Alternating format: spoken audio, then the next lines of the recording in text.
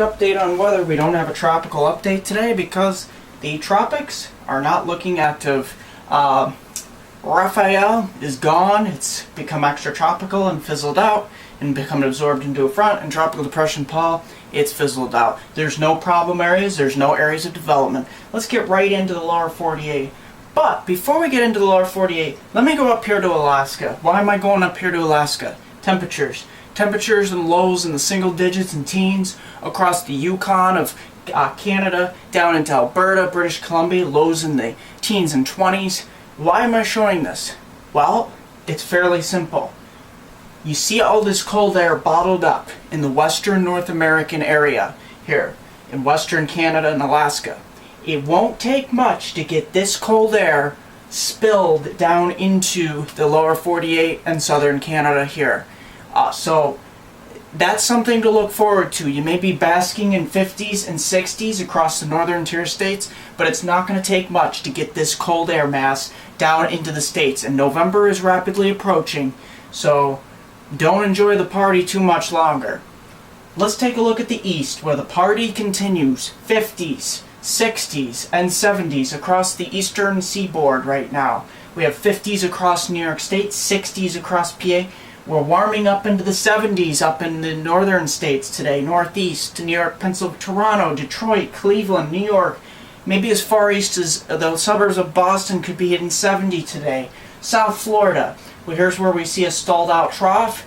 A front washing out, temperatures in the low 80s in southern Florida. Southern Texas, low 80s. It's getting a little cooler in northern Texas here with the cold front, but not much colder. And here's where we got a lot of wind. We've got a ton of wind developing here in the north central plains, where we have a lot of non-thunderstorm wind gusts, 50, 60 miles per hour. And there's not much to stop those winds out in the plains because there's no hills to stop these winds. So all these high wind warnings and red flag warnings, heed them. And out west here, we've got a few showers up by Seattle and the Puget Sound with the next approaching front, which is going to bring precipitation, heavy at that, into the northwest. Speaking of that, let's take a look. Before we head there, eastern Canada, we've got 50s and 50s over in Nova Scotia and 40s and 50s over in Newfoundland.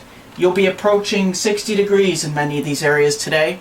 And don't forget, many of these southern states here will be approaching 90 in South Florida as well as South Texas. So let's take a look at precipitation amounts. Northeast, southern New England, heavy rain tonight as the system moves in from the west here.